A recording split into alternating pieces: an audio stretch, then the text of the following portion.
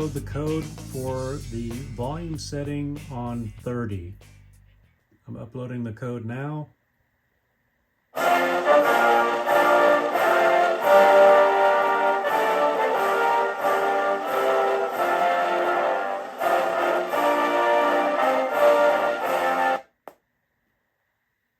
And I don't know if you heard it in the camera, but there was a little pop in the speakers, and now the sound is off. It cut off in the middle of the song.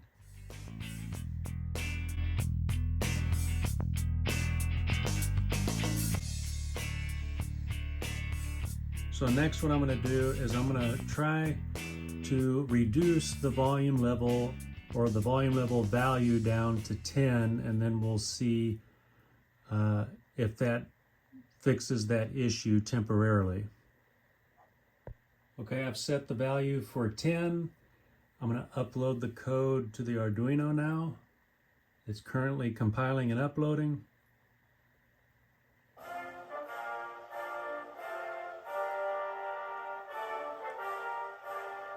Okay, we can notice that the sound is lower. It has not shut off yet. It's going as it should be, it seems. And I also noticed that the LEDs are not flickering like they were before when it was set completely on max value at 30. So again, this is the value 10.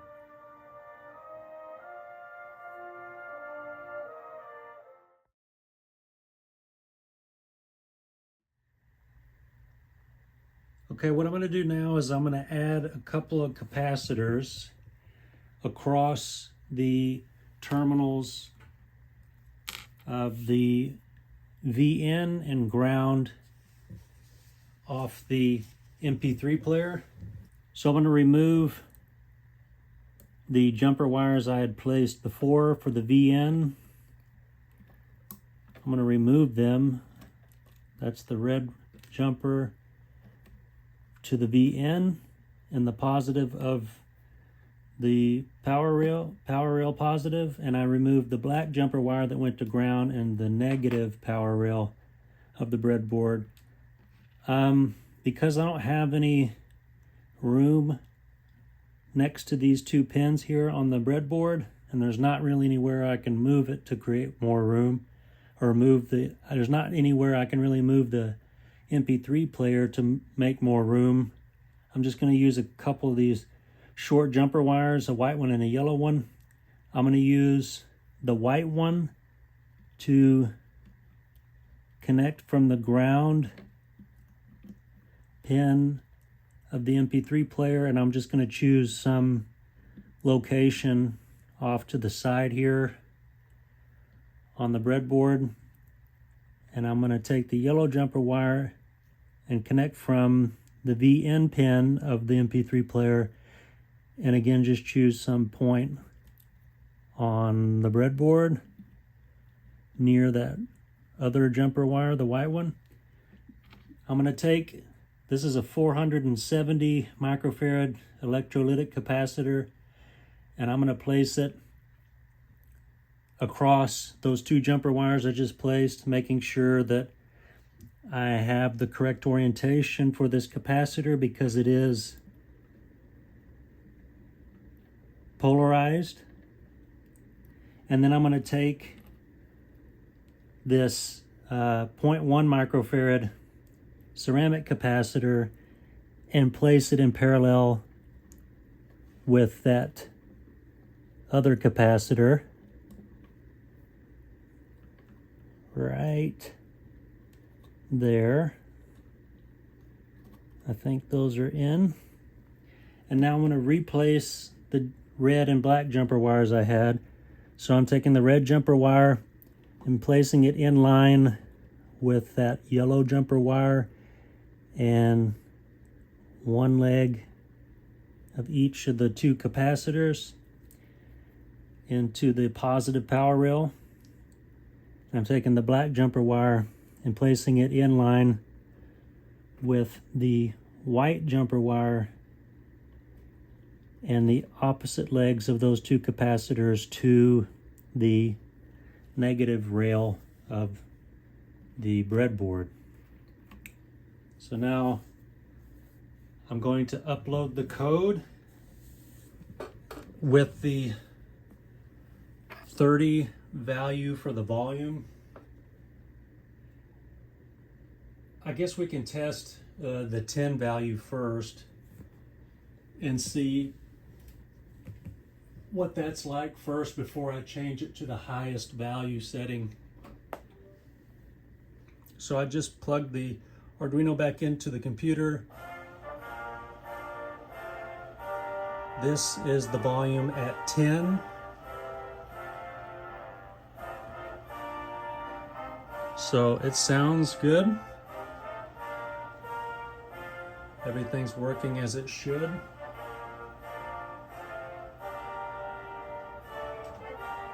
So what I'm doing now is I'm changing the set volume value from 10 to 30 in the code. I'm now compiling and uploading the code in the computer, and then we'll have that code upload to the Arduino and see what happens.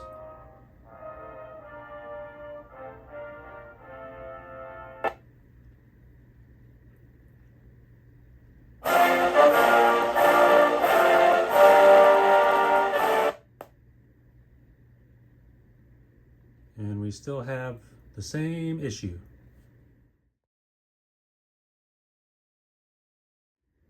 Okay, I guess what I'm going to do now is I'm going to try to replace this 470 microfarad electrolytic capacitor, and I'm going to replace it with a 1000 microfarad electrolytic capacitor.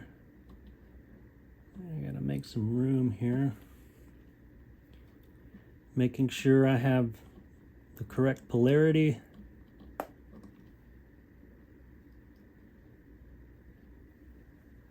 And I'm going to reset the Arduino.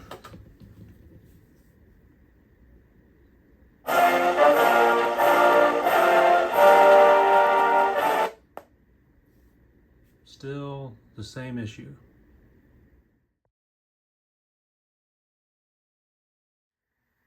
Since that didn't fix the issue, the only thing that I'm thinking about right now is currently we're powering the Arduino through the USB cable that goes to the computer, and maybe if I unplug this and we power directly from the female DC power jack adapter here, that we can plug in our AC adapter from the wall. Maybe that will help in the powering issue for everything that's here, because we're just taking the voltage that comes into the board from the USB cable, and there's a regulator on the Arduino board that provides the 5 volts at the 5 volt pin currently to the breadboard. And ideally we don't want to run, things like an LED matrix or 2 of these LED matrices and the speakers and MP3 player and all that directly from the Arduino itself. So let's try using the AC adapter that we provided to our system here back in part 3 of this series. And what I'm going to do is I'm just going to unplug that USB adapter. Everything's still set up as it was. The volume's still set up at 30.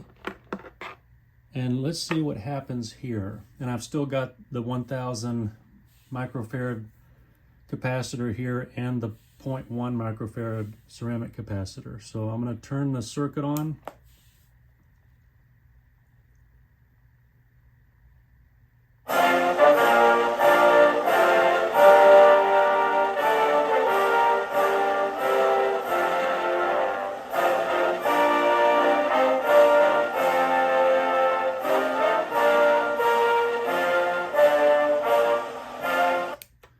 Okay, so I didn't have any issues just then. That's the farthest I've ever gotten on that song with the volume set at 30 and with or without the capacitors in the circuit.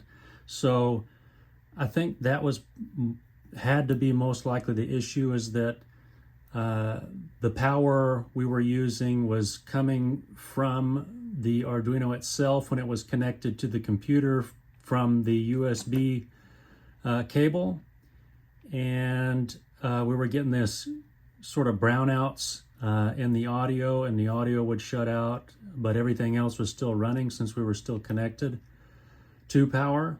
And since we can sufficiently power the entire system with the power adapter, that seems to provide sufficient power to the entire circuit. So I guess for testing purposes, what we're going to have to do now is just set the volume anywhere between 10 and 20 for now, as we're powering the circuit through the USB cable from the computer to the Arduino.